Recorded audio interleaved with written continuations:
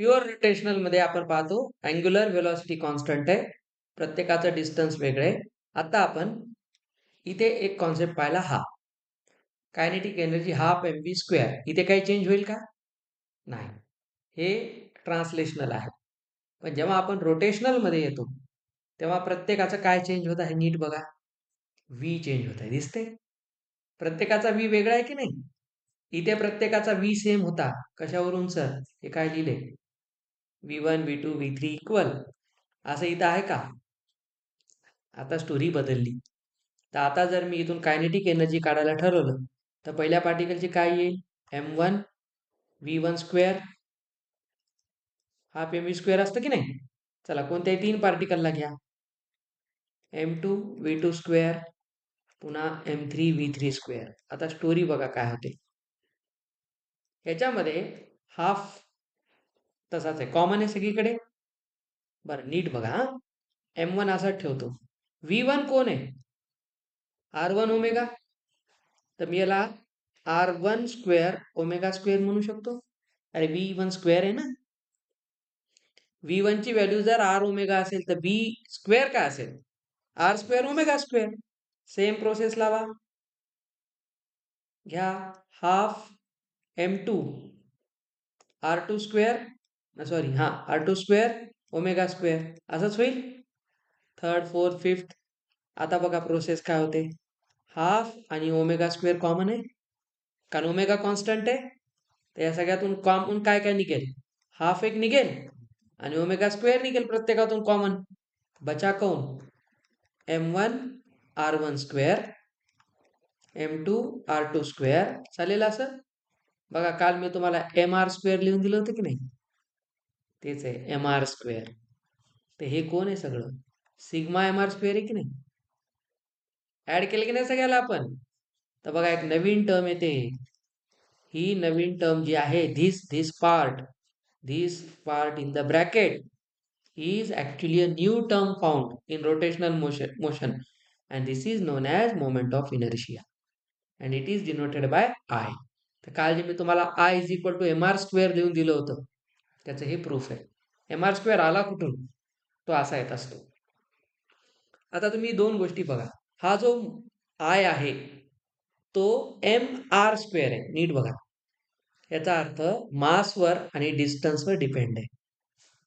कालचं दार लावणं चालू करणं, कोणत्या मासवर फोर्स लावला आणि किती डिस्टन्सवर लावला, त्याच्याहून काल कळलं तुम्हाला त्याची एनर्जी किती आहे.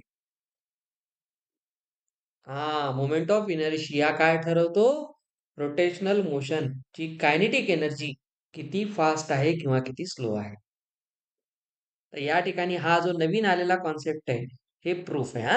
हे तुम्हाला पक्क माहित पाहिजे ऍज अ कॉन्सेप्ट, की मोमेंट ऑफ इनर्शिया आला कुठून आणि त्याचा नेमका रोल काय आहे रोटेशनल मोशन मध्ये. असा आपल्याला मोमेंट ऑफ इनर्शिया ट्रान्सलेशनल मध्ये नाही दिसत, कारण ते सगळं कॉन्स्टंट आहे. इथे असं कॉन्स्टंट नाहीये. इथे फक्त कॉन्स्टंट कोण होता? ओमेगा. तो बाहेरच आला ना ऑटोमॅटिकली. तर उरलं कोण मध्ये? M1 R1 square M2 R2 square. तर ह्यालाच आपण नाव दिलेलं आहे आय. तर हा जो आय असतो, this is called moment of inertia. Moment means product.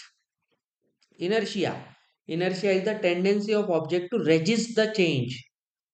हेच तर इनर्शियाचं काम आहे. आणि ह्यालाच आपण इथून पुढे शॉर्टकट मध्ये MOI म्हणणार. इथून पुढे आता मी MOI म्हणत राहणार. समजला इनर्शिया कुठून आला? बरं, हा इनर्शिया आणि मोमेंट ऑफ इनर्शिया ह्याच्यात काय डिफरन्स आहे? इनर्शिया आपण जे जनरली पाहतो तो फक्त मासवर डिपेंड आहे. कालच तुम्हाला सांगितलं, माऊसला उचलण्यापेक्षा टेबलला उचलणं जास्त अवघड आहे, कारण ह्याचा इनर्शिया जास्त आहे. मी एखाद्या ऑब्जेक्टचा इनर्शिया स्टडी करतो म्हणजे काय स्टडी करतो? त्याचा मास स्टडी करतो. पण मोमेंट ऑफ इनर्शियामध्ये फक्त मास आहे का? आर पण आहे. तर इनर्शिया आणि मोमेंट ऑफ इनर्शिया यांच्यामध्ये बेसिक डिफरन्स कोणाचा आहे? डिस्टन्सवर. म्हणून रोटेशनल मोशन मध्ये आपण जी एनर्जी वापरतो, जो फोर्स लावतो, जे वर्क होतं, ते फक्त इनर्शियावर म्हणजे मासवर डिपेंड नाहीये, ते डिस्टन्सवरही डिपेंड आहे. म्हणून इथून पुढे जेवढ्या कॉन्सेप्ट येतात त्यांच्यात मास सोबत कोण येणार? डिस्टन्स येणार. म्हणून आपण टॉर्क पण एक फोर्स आहे. पण नुसता फोर्स नाहीये. तो फोर्स पण काय सांगतो, तुम्ही फोर्स किती डिस्टन्सवर लावताय. ठीक आहे? म्हणून लक्षात घ्या, moment of inertia is a completely new terminology associated with rotational motion. He translational मध्ये येत नाही. आणि जेव्हा हे कॉम्प्लेक्स बनतं, जसं मी टायरचं एक्झाम्पल दिलं, ट्रान्सलेशनल पण आहे, रोटेशनल पण आहे. ते अजून कॉम्प्लेक्स सिस्टीम आहे. कारण त्याच्यात तुम्हाला रोटेशन पण दिसणार, म्हणजे हे रूल पण लागणार, प्लस ट्रान्सलेशनलचे पण रूल लागणार. ते थोडंसं अजून कॉम्प्लिकेटेड सिस्टीम असते. म्हणून एखादं व्हेकल जेव्हा मोशन मध्ये आहे, खूप फास्ट पुढे जात आहे, तेव्हा त्याच्या कायनेटिक एनर्जीची स्टडी करणं तेवढं सोपं नाहीये. म्हणून रोटेशनल मेकॅनिक्स हे अतिशय जबरदस्त कार्यक्रम असतो. आता ही कॉन्सेप्ट या चॅप्टरचा आत्मा आहे. इथून पुढे हा चॅप्टर एकदम ऍक्सिलरेट होतो. हा, तर MOI कुठून आला समजलं? हा इथून आलेला आहे. हे मुद्दाम तुम्हाला प्रूफ दिलं.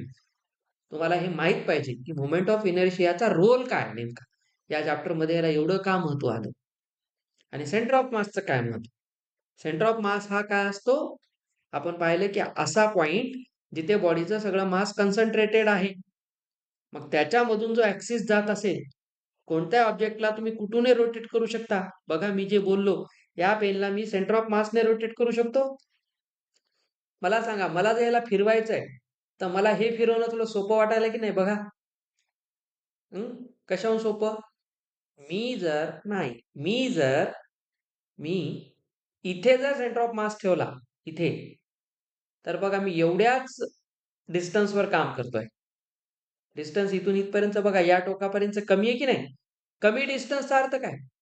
कमी मास.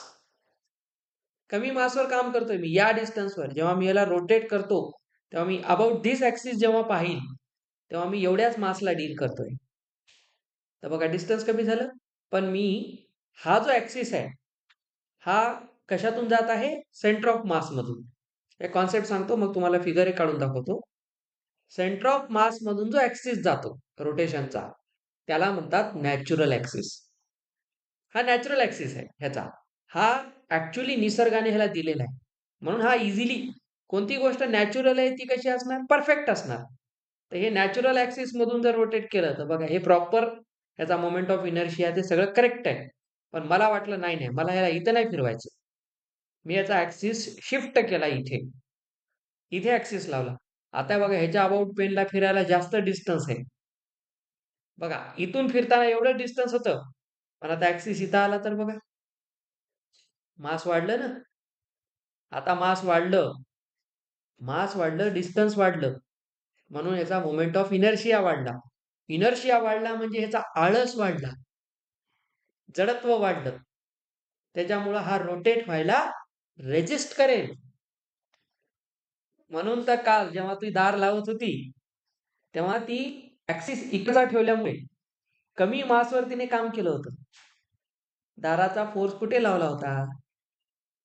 हँडल जवळ. त्या हँडल पासून, हँडलला हात लावला म्हणजे तिथं तुम्ही ऍक्सिस आणला रोटेशनचा. तुम्ही जिथं धरताय तिथंच ऍक्सिस येईल की नाही? मग तेवढ्या ऍक्सिस पासून तिने किती मासवर काम केलं ऍक्च्युली? नाही. ते तर नॅचरल ऍक्सिस आहे का? हिंज नॅचरल ऍक्सिस आहे का? तिने हात लावलेला नॅचरल ऍक्सिस आहे का? ते सांगतो आता. चला मी चित्र काढून दाखवतो. कारण हे जोपर्यंत नाही, आत्ता कळेल, आत्ता कळेल. हा चल, आता मी जे दाखवायलो ना, हे नाही कळलं तर मी शिकवणं सोडून देतो. ठीक है? हाँ, अरे कुलकर्णी सर को चैलेंज, ये है दरवाजा, नहीं आएगा? अच्छे से आ जाए बेटा. हा डोर आहे. हा येते, एवढं काही नाही. मी शिकवणं सोडण्या इतकं टफ नाहीये ते. सोपंच आहे. हा हिंज आहे, कळलं? हा, आता हिंजला विसरून जा सगळ्यांनी. मला सांगा, ह्याचा सेंटर ऑफ मास कुठं असेल? Very nice. तेवढं माहिती आहे. म्हणलं ना, मी नोकरी म्हणजे मी शिकवणं नाही सोडत. सेंटर ऑफ मास कोणत्याही क्वाड्रिलॅटरलचा कुठे असतो? असा सेंटरला म्हणायचं नाही, मॅथमॅटिकली बोलायचं. Intersection of diagonals. हाँ, अरे तुम किसके साथ बैठे हो ये कभी भूलना नहीं। ही एक डायगोनल आहे, ही एक डायगोनल आहे। बघा आला की नाही सेंटर ऑफ मास? आता सेंट्रल आहे म्हणून बोलायचं नाही, मॅथमॅटिकली सांगता आलं पाहिजे। डायगोनलला एक लेंथ आहे, त्याची पोझिशन आहे, तर हा सेंटर ऑफ मास आहे। आता मला सांग बेटा, जर मी इथून ऍक्सिस टाकला तर हा कशातून जात आहे? सेंटर ऑफ मास मधून। आणि मी आत्ता 2 मिनिटापूर्वी बोललो होतो, सेंटर ऑफ मास मधून जो ऍक्सिस जातो तो नॅचरल ऍक्सिस असतो। तर तू म्हणली हिंज आहे, hinge is not natural axis. Clear झाला आता तुला? हा, आता तुला स्टोरी समजेल। जर मी हिंजचाच विचार केला तर विचार करा, मला जेव्हा दार लावायचंय तेव्हा मला एवढ्या डिस्टन्सवर काम करावं लागेल। एवढ्या डिस्टन्सवर तर खूप सारं मास आहे।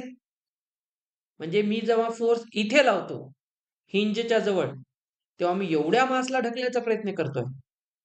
म्हणजे मी डिस्टन्स वाढवलं, मास वाढवलं, मग एम आर स्क्वेअर वाढला म्हणजे कोण वाढला? इनर्शिया वाढला। इनर्शियाचं काय काम आहे? रेजिस्ट करणं। म्हणून बघा तिथून दार बंद व्हायला नको वाटते त्याला, म्हणून मी जर दार हिंज पासून ढकलायला लागलो तर त्याचं रेजिस्टन्स वाढेल, म्हणून मला तिथे जास्त फोर्स लावावा लागेल ते दार ढकलायला। आलं लक्षात? हा, आता त्याचा मॅथमॅटिकली समजून घ्यायला आपण। ती टर्म आली कशामुळं? आणि ती रोटेशन मध्ये येते, फिरायला ना ते ओमेगा आला त्याला, व्ही आणि ओमेगाची इथं एक जोडी जमली।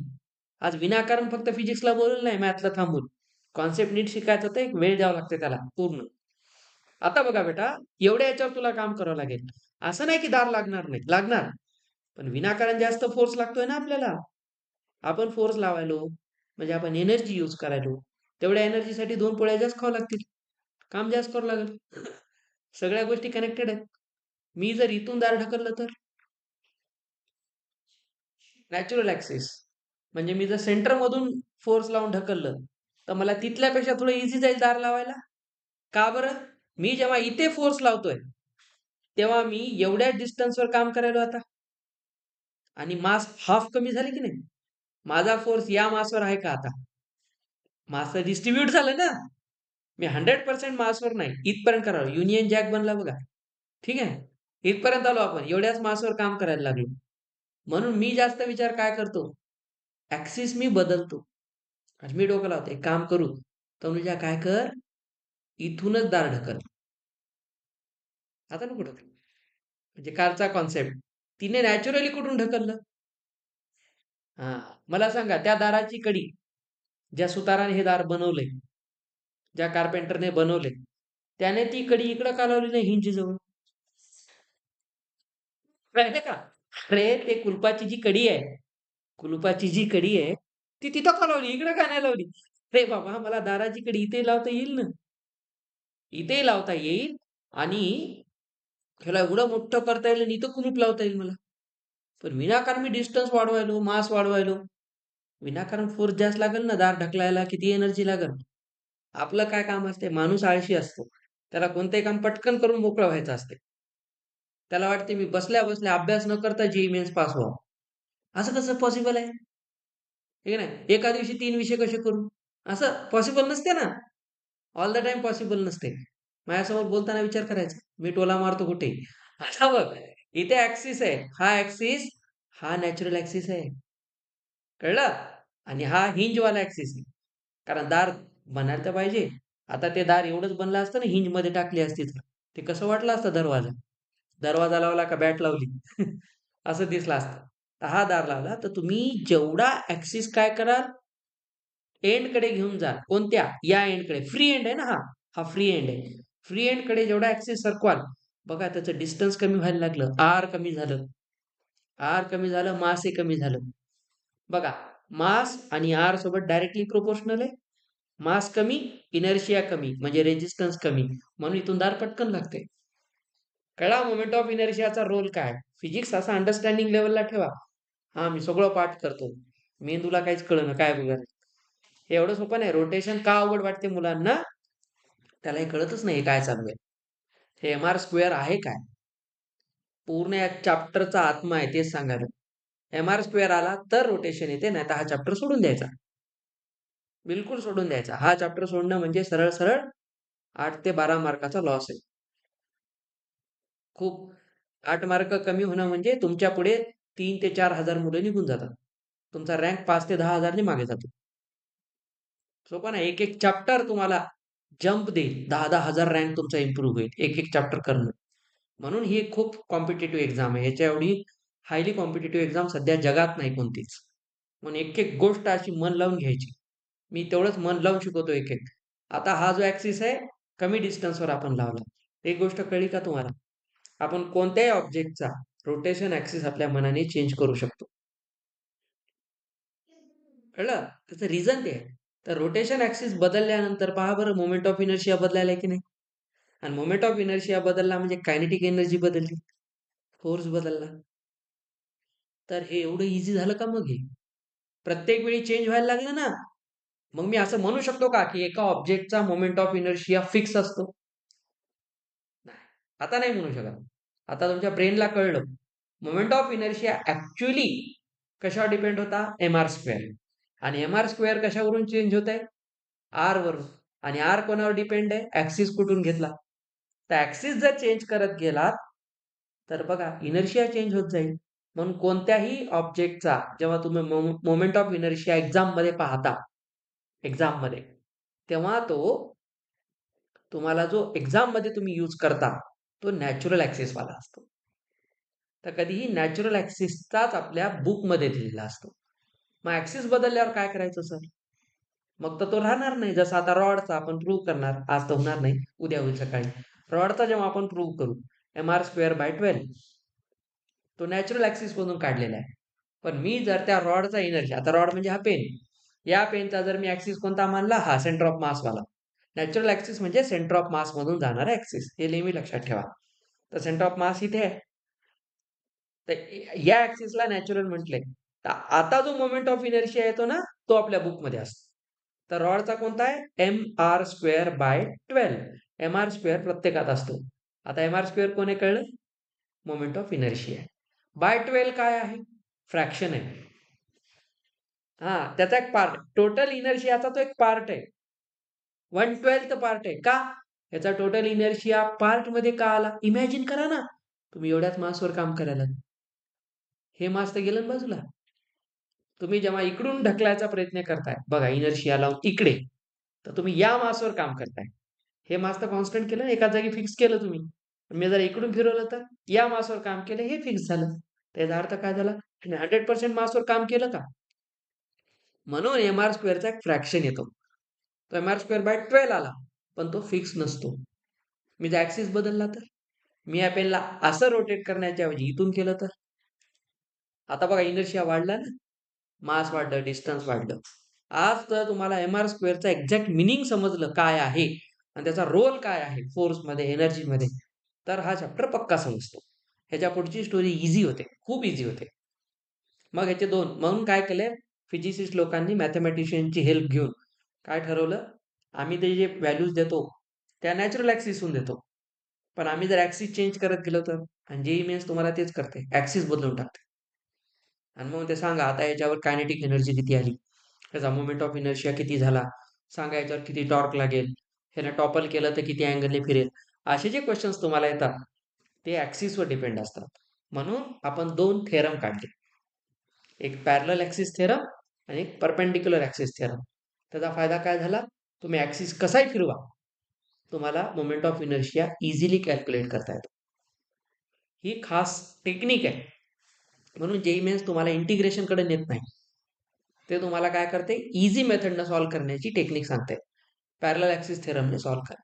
आपण जेव्हा क्वेश्चन करू, मला गॅरंटी आहे तुम्ही जर कॉन्सेप्ट नीट ग्रास्प केला तर तुम्ही याचे क्वेश्चन्स विदिन 1 मिनिट सॉल्व्ह करू शकता. असे टफ नसतात क्वेश्चन्स. ह्याला फक्त माहीत सगळं पाहिजे. सगळं माहीत असणं खूप महत्वाचं. दादा एक गोष्ट लक्षात ठेवाल बेटा, याच्यावर आपण एक्स्ट्रा वेळ दिलेला आहे तेवढाच महत्वाचा. तर आपण जी कायनेटिक एनर्जी काढली ती असते हाफ I ω². नीट पहा, कायनेटिक एनर्जीचा बेसिक फॉर्म्यूला काय होता?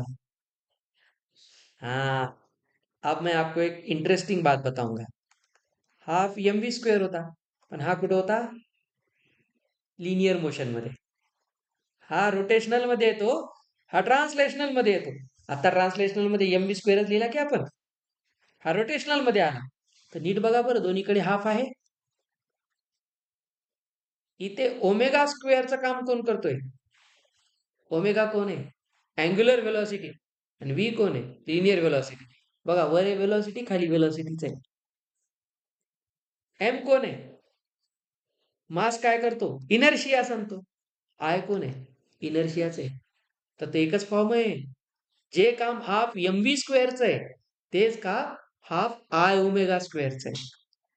तर दोन फॉर्म्युले जेव्हा एकसारखे वाटतात ह्याला फिजिक्स मध्ये म्हणतात एनॉलॉजी. ही एनॉलॉजी आहे, म्हणजे दोन्ही सेम नाहीत हा. ही वेलोसिटी अँग्युलर आहे, ही लिनियर आहे. इथे कोणता मास आहे? इथे मोमेंट ऑफ इनर्शिया आहे, आणि इथे नुसता इनर्शिया आहे. इथे मोमेंट मोमेंट म्हणजे प्रोडक्ट. तर मासचं प्रोडक्ट कोणासोबत घेतला आम्ही? आर स्क्वेअर सोबत. इथं कुठं आहे का आर स्क्वेअर वगैरे काही नाही. हा फरक कळणं महत्वाचं आहे. तर हे येणार बेटा ट्रान्सलेशनल मध्ये, आणि हे येणार रोटेशन मध्ये. हे पक्क डोक्यात ठेवा आता. ठीक आहे. आता याच्या बाहेर तुम्हाला जे ऍडव्हान्स सुद्धा काही विचारू शकत नाही, त्याची हिंमतच नाही. आणि मग मी तुम्हाला काल जे बोललो होतो तो कॉन्सेप्ट आहे. तर आपण काय करतो, मोमेंट ऑफ इनर्शिया हा जो काढतो तो वेगवेगळ्या ऑब्जेक्टसाठी, जसं काल म्हणलं सिंगल पार्टिकल साठी काढला. आठवते काल आपण 2-3 लिहिले होते जाता जाता. तर सिंगल पार्टिकल साठी आपण मोमेंट ऑफ इनर्शिया लिहिला होता डायरेक्ट एम आर स्क्वेअर. त्या पार्टिकलचं ऍक्सिस पासूनचं डिस्टन्स आर कोण आहे? Distance of the particle from the axis of rotation. हा, आणि मास तर त्याची स्वतःची प्रॉपर्टी आहे. आता हा पेन इथून उचलून इथं ठेवला तर काय त्याचा मास थोडी चेंज होणार आहे? त्याला इथून जर मी मार्सवर नेलं तरी काही चेंज होणार नाही, कारण डिस्टन्स चेंज होईल. पण मी ऍक्सिस ऑफ रोटेशन, आपल्या अर्थचा ऍक्सिस ऑफ रोटेशन नॅचरल कोणता आहे? स्पिअरचा. स्पिअरचा कोणता असतो? बरं सांगा. आता क्वाड्रिलॅटरलचा काय होता? Intersection of diagonals. मग सांगा स्पिअरचा काय असेल? Intersection of diameters. डायमीटर्स. अरे ऐसा कैसा? सिंपल बात है ना बेटा. तर सिंगल पार्टिकल सिस्टीम असेल ते क्या लिखेंगे? Direct m r square. Very good. आता जर सगळे पार्टिकल्सच आहेत, ठीक आहे, पण ते सिस्टीम म्हणून काम करतात, एक एक एक एक आहेत, पण एकाच सिस्टीमवर वेगवेगळे आहेत. तर आपण आता शिकलो होतो सर हे एम आर स्क्वेअरच लिहितात, पण ह्याचा सिग्मा लावतात. आणि काल आपण पाहिलं होतं इथं आय लिहितात. आय 1 पासून एन पर्यंत किती पार्टिकल्स घेतले? M1 R1 square, M2 R2 square. Sigma notation आता सिक्वेन्स सिरीज मध्ये शिकले आपण डीप मध्ये. हे झालं मेन. आता आता जो फॉर्म देतोय तिथून सगळे प्रूफ आहे. मी सगळे प्रूफ नाही शिकवणार तुम्हाला, मी कॉन्सेप्ट सांगणार, एक प्रूफ सांगणार कसं येतं मोमेंट ऑफ इनर्शिया. मग आपण त्याची ट्रिक शिकणार, आणि मग 2 थेरम शिकणार, पॅरलल ऍक्सिस, परपेंडिक्युलर ऍक्सिस. मग आपण याचे PYQs करू पाहणार. पार्ट पहिला तिथपर्यंत थांबून मग आपण चॅप्टरचे क्वेश्चन्स करणार. 50% चॅप्टर संपवतो तिथं. पुढे 50% अजून आहे डीप मध्ये. Very big chapter and most important. This is the last chapter of mechanics. Mechanics संपलं तुमचं इथं. कायनेमॅटिक्स पासून स्टार्ट झालेलं इथं संपते. अब ध्यान से देखो. जर बॉडी काय असेल, कंटिन्युअस बॉडी आहे, जसं मी सांगितलं एक रॉड आहे, स्पियर आहे, सिलेंडर आहे. आता आपल्याला हे स्टँडर्ड शेप आहे ना जे एक्झाम मध्ये विचारले जातात. Hollow cylinder, solid cylinder, rod. नाही, एरिया बिरिया ते नंतरची गोष्ट आहे. आपण मास बद्दल बोलतो. मोमेंट ऑफ इनर्शिया काढण्यासाठी एरियाचा काय संबंध आहे? मास आणि आर स्क्वेअर आहे. फॉर्म्युला तर कोण आहे? डिस्टन्स आणि मास बद्दल बोलतोय. कुठं व्हॉल्यूम एरिया बद्दल काय आहे का? नाही. हा, डेन्सिटी राहते, लिनियर डेन्सिटी, एरियल डेन्सिटी. ते तर काय नाही, तुम्हाला एकदा युनिटरी मेथड कळली की तुम्ही त्याला प्रत्येक चॅप्टर मध्ये अप्लाय करू शकता. या चॅप्टर मध्ये पाहायला भेटेल. आत्ता 2 मिनिटाने अशक्य होईल, किंवा 5 मिनिटं. कंटिन्युअस जर असेल, कंटिन्युअस असेल तर आम्ही काय करतो? इंटिग्रेशन लावतो. कंटिन्युअस आहे ना. अरे मला सांगा, जर अशी एखादी बॉडी मी घेतली, या बॉडीवर किती मास आहेत? इन्फायनाईट आहेत. मी आता एक मास म्हणून बघू शकतो का याला? नाही बघू शकत. मी जर असं ठरवलं, मी काय करतो यातला एवढाच मास कट करून घेतो. खूप सारा मास आहे ना. मी इतकं बारीक मास घेतलं, इतकं बारीक. काल तुम्हाला म्हणलो होतो या मासला काय म्हणायचं? डीएम. हे की नाही? त्याला आपण म्हणतो इन्फायनाइटसिमली स्मॉल मास. म्हणजे हा टेबल बघा, याच्यावर खूप सारे पार्टिकल्स आहेत आणि ते एकमेकांशी हायली बॉन्डेड आहेत. केमिस्ट्री वाईज चला तुम्ही, ह्याच्यामध्ये खूप टफ बॉन्ड आहे. आता मेटॅलिक बॉन्ड्स आहे की नाही, टफ बॉन्ड आहे. पण मी जर काय केलं, ह्याचा एकदम छोटा तुकडा, किती छोटा सर? मॅथमॅटिकली पाहिलात तर इन्फायनाइटली स्मॉल, तेवढाच जर मी बाहेर काढला खूप चिमूटभर, त्याला मी डीएम म्हणतो. तर आपला हा फॉर्म्युला कोण आहे? एम आर स्क्वेअरच आहे. बिलकुल आर स्क्वेअरच असतो, पण पुढे एमच्या जागी काय लिहा? डीएम लिहा. आणि आर स्क्वेअर तर येणारच. So this is moment of inertia for continuous body. आणि आपण जे पुढचे प्रूफ घेणार ते कंटिन्युअस बॉडीचेच घेतो. ठीक आहे. आता मी तुम्हाला एक छोटस छोटस कॉन्सेप्ट दाखवेल. छोटासा कॉन्सेप्ट दाखवेल, बिलकुल मज्जा येईल. आता मोमेंट ऑफ इनर्शिया क्लिअर झालं सगळ्यांना काय आहे, त्याचा रोल काय हे पण कळलं. आता आपण पाहतोय moment of inertia of different objects. आणि बेटा ह्याचे लांबच लांब टेबल असतात वेगवेगळ्या बुक्समध्ये, तर बिलकुल एकही टेबल पाहायचा सुद्धा नाही. याची कॉन्सेप्ट डोक्यात ठेवायची. एक मी करून दाखवतो फक्त, कारण याचा काही तुम्हाला प्रूफ वगैरे येणार नाहीत. ठीक आहे. आणि आपण बरेचसे क्वेश्चन्स करू, त्यातून ऑटोमॅटिक तुमचे प्रूफही कव्हर होऊन जातात. तर पहा, मोमेंट ऑफ इनर्शिया आपण वेगवेगळ्याचा काढतो. त्यात एक परीक्षेमध्ये मेनली येतात 2-3 टाईपचे. त्यातला सगळ्यात पहिला आहे स्ट्रेट रॉड. आपले 5 मिनिटं गेले ते म्हणून आपण एक्स्ट्रा घेऊ. Straight rod. स्ट्रेट रॉड असेल तर मी आता सांगितलं, मला कोणत्याही ऑब्जेक्टचा मोमेंट ऑफ इनर्शिया काढायचा आहे, तर करायची गरज आहे एम आर स्क्वेअर. त्याचा मास पाहिजे आणि डिस्टन्स. डिस्टन्स कुठून घेणार? ऍक्सिस पासून. मी आताच बोललो, एका ऑब्जेक्टला किती ऍक्सिस असू शकतात रोटेशनचे? इन्फायनाइट. आपल्या मनावर आहे, कुठेही घेऊ शकतो आपण. फक्त ऍक्सिस बदलल्यावर काय बदलायला लागली? मोमेंट ऑफ इनर्शिया बदलायला लागला. करेक्ट आहे. आणि त्याच्यावरून कळेल की एखादा ऑब्जेक्ट जास्त फोर्स रिक्वायर करतो की नाही रोटेट होण्यासाठी. म्हणून त्याचा टॉर्क चेंज होतो. ही सगळी अशी स्टोरी आहे. टॉर्क म्हणजे मी सांगितलं ना, force required for rotational motion. आपण जे दार लावण्यासाठी फोर्स लावला तो ऍक्च्युली टॉर्क होता, कारण आपण ऑब्जेक्टला फिरवू लागलो. About that hinge. आता बघा, स्ट्रेट रॉड आहे, ते काम करूया. चला आता याची स्टोरी नीट समजून घ्या. हा एक स्ट्रेट रॉड आहे. ठीक आहे. कंटिन्युअस बॉडी आहे, तर याचा एमओआय कसा निघणार? इंटिग्रेशननेच निघणार. मी तुम्हाला आत्ताच बोललो, स्ट्रेट रॉडसाठी मोमेंट ऑफ इनर्शिया कॅल्क्युलेट करताना सेंटर ऑफ मास कुठे आहे?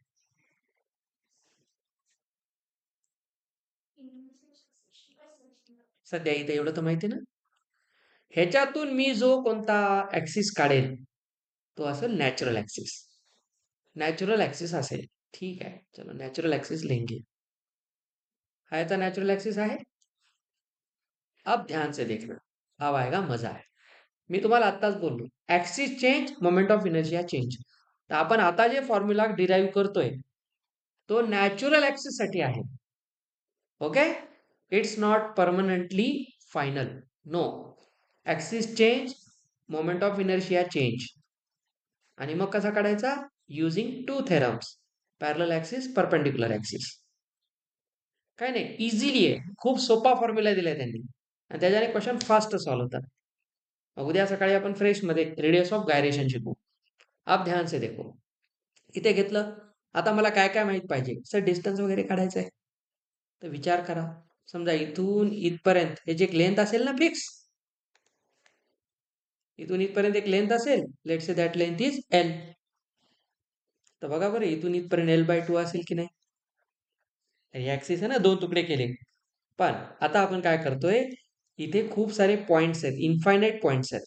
तर मी एक पॉइंट इथला कन्सिडर करतो, एक इथला कन्सिडर करतो. तर ह्याच्या पोझिशन वेक्टर वाईज बघा, ओरिजिन पासून हा लेफ्टला, हा राईटला आहे. तर कधीही जेव्हा तुम्ही आर म्हणता, r is actually not only distance, r is position vector. And as it's a vector, it must follow sign convention. तर आपण मानू इकडे जो L/2 आहे ना, त्याला मी निगेटिव्ह मानतो. निगेटिव्ह L/2 या पॉईंटचं डिस्टन्स कुठून? इथून. अरे बाबा, हे एक डिस्टन्स असेल की नाही, आणि हे पण एक डिस्टन्स असेल की नाही. तर हे डिस्टन्स मी किती पॉईंटला मानलं? -L/2. तर ह्याला काय म्हणा? L/2. बरं, कंटिन्युअस बॉडी आहे, तर मी टोटल मासवर डायरेक्ट काम करू शकतो का? नाही. ऍक्सिस वाईज काम आहे ना. तर मी आत्ताच तुम्हाला बोललो कंटिन्युअस बॉडीसाठी काय आहे? Integral r² dm. तर मला आधी dm कडे यावं लागेल, आणि r म्हणजे एक डिस्टन्स हे ठरवावं लागेल. डिस्टन्स कुठून ठरवणार? ऍक्सिस पासून. हे सगळं पकडा आता, पटापट डोक्यामध्ये येईल. चला, इथं ऍक्सिस आहे. मी आता सांगितलं, आपण जे हे चित्र काढलं होतं, हे नाही, हे चित्र, ह्याच्यावर मी जे ग्रीन सर्कल दाखवले ते कुठे आहेत बघा. जे ऍक्सिसवर पॉइंट्स असतात, मासेस, त्यांचं डिस्टन्स 0च असणार. ऍक्सिस पासूनचं डिस्टन्स आहे, व्हेरी इम्पॉर्टंट. बघा, हे ऍक्सिस वरच मास आहे, तर याचं डिस्टन्स काय? 0च आहे. बर, मला एक तर इकडे जाता येईल किंवा इकडे जाता येईल. तर मला कंटिन्युअस बॉडीसाठी काय करावं लागेल? एकदाच सगळा मास नाही घेता येणार, मला याचा छोटा मास कन्सिडर करावा लागेल. तर मी काय करतो, इथून थोड्या डिस्टन्सवर जातो आणि एक छोटा मास कट करतो. एवढं कट करतो. आता सांगितलं हे मास कटिंग आहे की नाही. दिस इज डीएम. आणि मी जेवढा मास घेतलंय, इथून इथपर्यंत घेतलं ना छोटस, तर हे डिस्टन्स मी एक्स मानतो, आर नाही म्हणणार. आर तर टोटल डिस्टन्स होईल ना. मी ते खूप छोटा मास घेतलं, एक्स काय झाला? व्हेरिएबल झाला. बरं, असं कोणत्या ग्रंथात लिहिलंय का असं इथलाच कट करा म्हणून? अरे बाबा, मी इथलाही कट करू शकतो की नाही. मग हे डिस्टन्स फिक्स आहे का? म्हणून मी त्याला एक्स मानलं. एक्स मानण्याचं रिझन, इट्स व्हेरिएबल. बघा, आता मी खूप म्हणजे मूडमध्ये शिकवायलो, तर गोष्टी नीट समजून घ्या. मी दिलेल्या रॉडवर कंटिन्युअस बॉडी म्हणून एक खूप छोटा मास डीएम कट केला. त्या मासचं ऍक्सिस पासूनचं डिस्टन्स किती मानलं? एक्स. तर मला डिस्टन्स आणि मास पाहिजे, तर माझा फॉर्म्युला कोण आहे? x² dm होईल. r² dm, तर x² dm. पण एक्स काय व्हायलाय? व्हॅरी व्हायलाय ना. तर एक्स कुठून कुठपर्यंत जाऊ शकते? नाही. एक्स कुठून कुठपर्यंत जाऊ शकते? डिस्टन्स बघा, हे डिस्टन्स इथून मोजलात तर सर इथून ते L/2 पर्यंतच जाऊ शकते. अरे बाबा, मी मास एवढाही घेऊ शकतो ना, इथलाही घेऊ शकतो की नाही L/2 वर जाऊन. मला जर पूर्ण रॉड कव्हर करायचा आहे, तर मी इंटिग्रेट कुठून कुठपर्यंत करणार? दोन एंड पासूनच करणार. तर माझी या एक्सला कट करण्याची लिमिट कुठून कुठपर्यंत आहे? -L/2 पासून L/2 पर्यंत. इंटिग्रेशनला लिमिट असतात की नाही. अब ये हमारी स्टोरी होगी बेटा. तर आपण काय करत असतो, जेव्हा कंटिन्युअस बॉडी असते, तेव्हा आपण काढत असतो बेटा मास डेन्सिटी. म्हणून आता बोललोय की एक डेन्सिटीचा कॉन्सेप्ट असतो. मास डेन्सिटी काय? Density is mass per unit volume. तर मला सांगा, टोटल मास काय होतं? एम. पूर्ण एम मास म्हणजे बघा हे ना, हे पूर्ण एम मास किती लेंथ मध्ये आहे? कॅपिटल एल लेंथ मध्ये. तर M/L ला काय म्हणेल मी? Mass density. Mass per unit length. एरियामध्ये घेतलं असतं तर M/A, ए, आणि व्हॉल्यूम असतं तर M/V. हे पुढे शिकणार आपण स्ट्रेस स्ट्रेन मध्ये. आता फक्त लक्षात घ्या, M/L ला काय म्हणणार तुम्ही? मास पर युनिट लेंथ. मी प्रूफ द्याल हा. आपण रॉडचा मोमेंट ऑफ इनर्शिया काढतोय आता, अबाउट नॅचरल ऍक्सिस. हा, मी जेवढे प्रूफ सांगतोय ते नॅचरल ऍक्सिसच्या अबाउट आहेत. ऍक्सिस बदलला स्टोरी बदलते, हेच सांगायलो. आप ध्यान से देखना. तर मास M/L घेतलं. आता मला विचार करून उत्तर द्या, पूर्ण मास मध्ये किती लेंथ होती? L. कळलं? डीएम मास मध्ये किती लेंथ आहे? एक्स. तर सांगा बरं, मी हे जे मास कट केलं, या मासचा तुकडा किती लेंथचा आहे? हा नाही, हा लेंथ एक्सचा खूप छोटासा पार्ट आहे. अरे, एम एम मास साठी जर मी एल म्हणतोय, तर डीएम मास साठी मी डीएल म्हणेल ना. डीएल म्हणजे कोण? डीएक्स. खूप छोटा मास. खूप छोट्या मासचं डिस्टन्स किती राहील? खूप छोटंच राहील की नाही. मी जर एवढाच मास घेतला तर त्याचं डिस्टन्स हे बघा एवढंच राहील dx. आता आपण एक स्टोरी लिहितोय. नीट बघा, आपल्याला फॉर्म्युलात काय ठेवायचं आठवा. इंटिग्रल मोमेंट ऑफ इनर्शिया काढायचा आहे. इंटिग्रल ऑफ आर स्क्वेअर, पण इथं आर कोण आहे? एक्स आहे. डीएम आहे, तर मला डीएम काढावं लागेल की नाही? आता डीएम काढूया. This is our main formula to be used. Now we want to calculate dm. बरं, ही लेंथ आहे, कुठून कुठपर्यंत जायचं मला? -L/2 पासून L/2 पर्यंत. आली लिमिट? सर हे तर लेंथ बद्दल बोलताय तुम्ही, आणि हे तर मास आहे, तर इंटिग्रेशन ज्याच्या रिस्पेक्ट मध्ये त्याच्यात करावं लागेल. तर मला डीएम ला कशात कन्वर्ट करावं लागेल? dx मध्ये. कळलं? ही स्टोरी असते. ह्याचे प्रूफ मध्ये अडचणीचा भाग कोणता असतो? कोणताही मोमेंट ऑफ इनर्शिया काढताना डीएम कॅल्क्युलेट करणं हे मोठं चॅलेंज असतं. आणि डीएम ला मला कन्वर्ट कशात करावं लागेल? लेंथ मध्ये, कारण माझ्या लिमिट्स लेंथच्या आहेत. लिमिट एरियाच्या असत्या तर डीएम ला मी एरियात कन्वर्ट केलं असतं. व्हॉल्यूम असेल तर व्हॉल्यूम मध्ये करेल. म्हणून आपण कॉन्सेप्ट काय आणला? मास पर युनिट लेंथ, मास पर युनिट एरिया, मास पर युनिट व्हॉल्यूम. आता लेंथ बद्दल आहे म्हणून मास पर युनिट लेंथ. मास पर युनिट लेंथ किती आहे? m/l. तुम्हाला मी साधा प्रश्न देतो. m मासची लेंथ l होती, ठीक आहे? m मासची लेंथ l होती, तर l लेंथ मध्ये किती व्हायले? 1. l ने डिवाइड कराल तर m/l 1 आहे. मग सांगा बरं, m/l ला 1 तर x ला किती? m/l into dx. संपलं काम. तर मी डीएम ला डायरेक्ट काय म्हणू शकतो? आता डीएम लिहायची डायरेक्ट पद्धत समजून घ्या. मास पर युनिट लेंथ, याला तुम्ही कशाने मल्टीप्लाय करा? dx ने. झाला डीएम आला. अब ध्यान से देखो बेटा, डीएम चं रिप्लेसमेंट काय आलं? m/l dx. याला उचलून मी इथं ठेवू शकतो की नाही? कोणाच्या जागी ठेवू? ही पूर्ण व्हॅल्यू आहे ना, ही व्हॅल्यू, ही मी आता कोणाच्या जागी ठेवू शकतो? इथे. चलो कैलकुलेट करेंगे अब I.